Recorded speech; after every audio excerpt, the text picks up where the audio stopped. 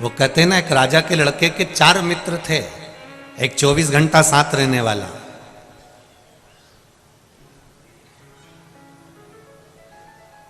एक 8 घंटा साथ रहने वाला, 3 मित्र थे। एक 24 घंटा वाला, एक 8 घंटे वाला, एक कभी कभी मिलने वाला। राजा का लड़का उनके साथ रहता था, 24 घंटे साथ रहता था। राजा ने सूचना कर दी अपने नगर में, मेरे लड़के को अगर कोई रखेगा तो उसको मृत्यु दंड मिलेगा। लड़का और लड़के को निकाल दिया घर से बाहर। लड़का रोते रोते अपने 24 घंटे साथ रहने वाले मित्र के पास गया। मित्र, तू मेरे साथ 24 घंटे रहता है, तू तो मेरा साथ दे दे। 24 घंटे वाले ने पानी की भी नहीं पूछी और भगा दिया, चल निकल यहां से, तेरे पिताजी मुझे भी मृत्यु दंड दे देंगे, मुझे मरना नहीं है, निकल जाओ यहां से। 24 घंटे वाले को निकाल दिया। 24 घंटे वाले ने निकाल दिया। रोता हुआ 8 घंटे वाले के पास गया। उसने सोचा 8 घंटे वाला क्या साथ देगा जब 24 घंटे वाले ने नहीं दिया। 8 घंटे वाले के पास गया तो 8 घंटे वाले ने भी पानी तो पिलाया, थोड़ी देर बिठाया, पर कह दिया मैं साथ नहीं दे सकता, तुझे जाना पड़ेगा, तेरा पिताजी हमको भी मृत्यु दंड दे देगा, मर जाएंगे हम, जा। उसने निकाल दिया। उसने कहा जब 24 घंटे साथ रहने वाले ने साथ नहीं दिया, 8 घंटे वाले ने साथ नहीं दिया, तो कभी कभी मिलने वाला क्या साथ देगा। गया वो कभी कभी मिलने वाले के पास। उसने कहा बहुत दिनों के बाद आया रे, सालों हो जाती है तू तो आता ही नहीं है। हाँ मित्र, बस आया हूं तेरे यहां रहने के लिए। मेरे पिताजी ने पूरे नगर में सूचना करी है, जो मेरे बेटे को रखेगा उसको मृत्यु दंड दिया जाएगा। कभी कभी मिलने वाले ने कह दिया तू चिंता मत कर, तू मेरे पास रहे, तेरा पिताजी अगर मुझे मारेगा तो मैं मरने को तैयार हूं, तू तो आराम से रहे मेरे पास में, खा पी मौज कर। कभी कभी मिलने वाले ने अपने पास रख लिया। राजा को सूचना मिली, उसने उसको बुलाया, पूछा तुमने मेरे बेटे को रखा? हाँ। तुम्हें डर नहीं है? नहीं है। राजा ने अपने लड़के को राजपाट दे दिया, जो कभी कभी मिलने वाला था उसको मंत्री बना दिया। कभी कभी मिलने वाले को मंत्री बना दिया, राजपाट राजा के लड़के को दे दिया।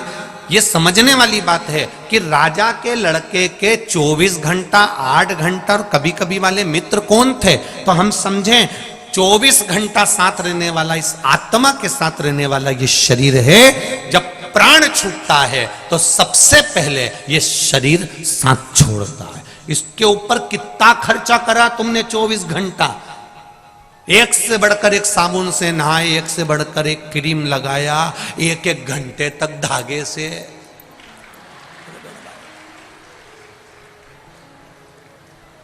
सोचो 24 घंटा साथ रहने वाले शरीर पर बादाम, काजू, पिस्ता, इलायची, बादाम, लड्डू, चाउमीन, कहीं डोसा, कहीं इडली, कितना खर्चा करा ये 24 घंटे साथ रहने वाले शरीर पर, कितना खर्च किया।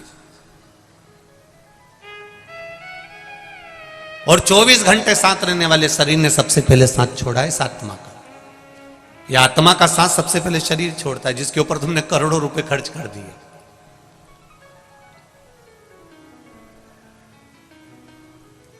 करोड़ों रुपए जिसके ऊपर खर्च करा, उसने सबसे पहले साथ छोड़ा। फिर 8 घंटे वाले होते हैं हमारे परिवार वाले, 8 घंटे से ज्यादा नहीं रोते। तुम अंदाजा लगा के बैठ जाना, रात को मरेंगे तो 2-3 घंटा जब दमदारी से होंगे, रात भर लाश को पटक देंगे दिया लगा के, दिया और अगरबत्ती, सुबह सुबह फिर तैयारी, 2-3 घंटा जब दमदारी से रो लेंगे। इसे मिला के केवल 6 घंटा तो ये हो गए। 2 घंटा इन्होंने बचा के रख लिए, जब भी कोई मिलने आएगा तो 1-1 सेकंड के लिए तो रोना पड़ेगा। उसका पूरा हिसाब लगाया जाएगा तो 8 घंटे के पहचान वाले हैं। जैसे ही कोई आया तो रहता है, माताएं अपने काम में लगी रहती है, और जैसे ही कोई आके बैठा और इनने पल्लू डाला करना, और पूरी कहानी सुनाएंगी फिर धीरे से। अच्छा, जो मिलने आता उसमें इतनी अक्ल ही नहीं होती। जब मिलने आया उसको पूरे नगर वालों को मालूम है इसको अटैक आया था, कि एक्सीडेंट हुआ था, कि शुगर बढ़ी थी, कि बीपी बढ़ा था, कि कैसे मारा था, सारे गांव के लोगों को मालूम है। उसको भी मालूम है कि कैसे मारा, परंतु आते से पूछेगा क्या हो गया था, बताओ। और कहने वालों को भी शर्म नहीं आती, वहीं बैठे बैठे रात को तो अच्छे थे, मक्का की 2 रोटी खाई, 3 कटोरी कड़ी पी थी। मेरे से बोले मैं बाथरूम से आया, बाथरूम से आए बस जी बस। अब इनको सुनाई, ये गए, दूसरे आ गए। फिर उनने पूछा क्या हुआ था, फिर ने मक्का की 2 रोटी खाई थी, कड़ी भी 3 कटोरी पी थी। जितने आ रहे ना सबको यही बात बताई। तो एक ही बात तुम्हें सबको बताना है तो एक सीडी बनवा लो और प्लेयर में लगा दो, जैसे कहीं का है ना खटका चालू, ऐसे मरा था ये। पूछने आने वालों को भी शर्म नहीं आती और बताने वालों को भी नहीं आती। पूछने जाने वालों से निवेदन है, अगर किसी के मरे में बैठने जा रहे हो तो कैसे मरा ये मत पूछो, थोड़ी देर बैठकर राम नाम और कृष्ण नाम और शिव नाम का भजन कर लो तो वो तर जाएगा। 10 दिन तक हमारे शास्त्र, हमारी पुराण, गरुण पुराण भी कहती है कि 10 दिन तक जीवात्मा घर की अटारी पर रहती है। अगर किसी के प्राण छूटते हैं तो मिलने क्यों जाते हैं? हमारा शास्त्र कहता है मिलने इसलिए जाते हैं कि वहां बैठकर थोड़ा सा भगवान का नाम जपना। नाम जपोगे तो वो जीवात्मा जो उस घर में 10 दिन तक है वो तुम्हारे भजन से तर जाएगी। पर हम उल्टे हैं। तुम भी गए होगे कजन कित्तों के यहां, तो बोलो भजन करते हो वहां बैठ के? नहीं, कोई नहीं करता। थोड़ी देर बैठे हो, जितनी देर बैठे हो उतनी देर परमात्मा का नाम ले लो। सीताराम, राधे श्याम, शिव शंकर, ओम नमः शिवाय, जो तुम्हारा मन पड़े। 8 घंटे साथ रहने वाले भी शमशान तक साथ निभाने के बाद में वापिस आ जाएंगे। कभी कभी मिलने वाला होता है वो गुरु, जो साल में 2 साल में कभी कभी मिलता है और वो एक बार कह देता है घबराने की जरूरत नहीं है, शंकर भगवान की शरणागति में चले जा, फिर कुछ नहीं होगा। वो गुरु होता है। भगवान शिव की भक्ति को धारण करो।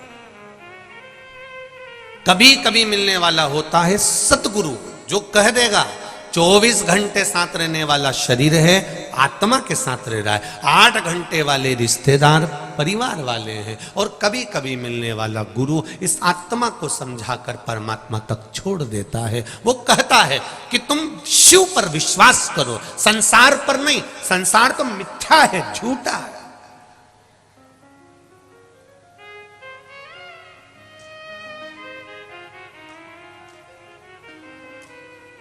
कथा सुनने अच्छे लोग भी आते हैं और चोटे भी आते हैं।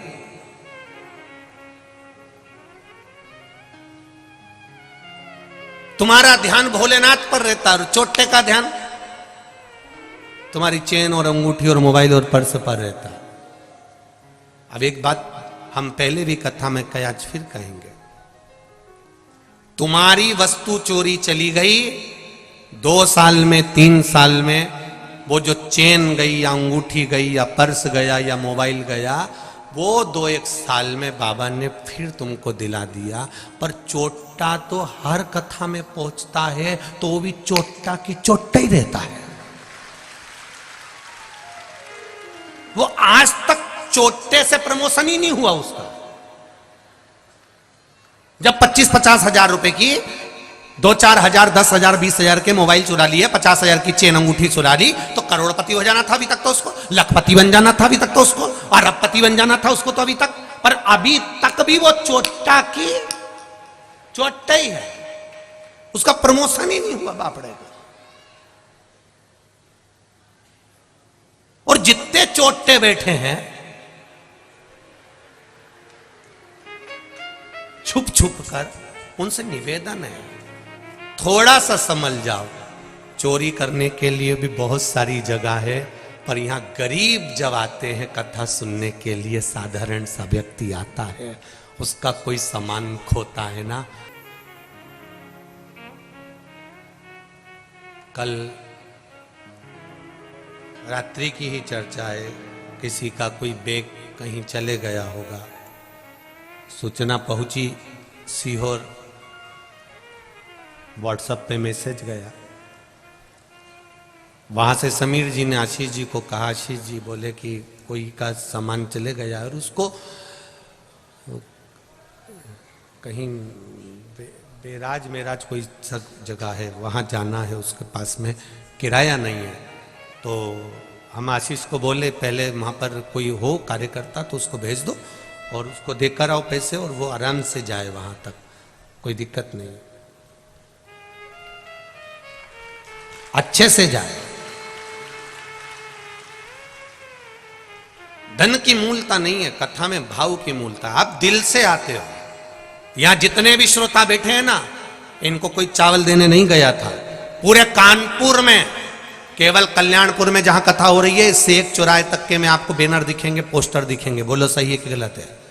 पूरे कानपुर में जब भी कोई बड़े महाराज की कथा होती होगी तो पूरे कानपुर में बैनर लगते होंगे। कानपुर में एक जगह पर भी शिव पुराण का बैनर हो तो बता देना। एक बैनर नहीं है तो भी आपके पास में कोई चावल दाना नहीं पहुंचा, कोई पीले चावल नहीं पहुंचे, कोई पत्रिका नहीं पहुंची, कोई निमंत्रण नहीं पहुंचा, उसके बाद भी अगर आप आए हो तो यहां किसी धन या दौलत के लिए नहीं और किसी लोभ से नहीं, तुम आनंदेश्वर महादेव की कृपा से पहुंचे। तुम आनंदेश्वर भगवान की कृपा से अपना शुद्ध भाव लेकर आए हो। यहां कोई दिखावे के लिए नहीं आया। पूरे कानपुर में एक बैनर बता दो, एक पोस्टर बता दो तो बात दूसरी है। केवल इस यहां से लेकर आगे चौराहे तक के बीच में, उसके सिवा कहीं बैनर नहीं मिलेगा, कहीं निमंत्रण पत्र नहीं मिलेगा, कोई निमंत्रण, कोई। तो तुम्हारा ये केवल दिल जुड़ा है महादेव से, कोई दूसरा चीज नहीं जुड़ी है। नहीं तो जनता को इकट्ठा करने के लिए अच्छे अच्छे के पसीने छूट जाते हैं, गाड़ियां भर भर कर बुलाना पड़ती है, कजन कितना बांटना भी पड़ता होगा, तब इकट्ठा करना पड़ता होगा। पर ये तुम्हारी निर्मल भक्ति है आनंदेश्वर महादेव की। इसलिए कह रहा हूं कल्याणपुर और कानपुर वालों, बड़े किस्मत वाले हो, गंगा के तट वालों, तुम्हें प्रणाम करता हूं आपकी भक्ति को। ये आपकी भक्ति है,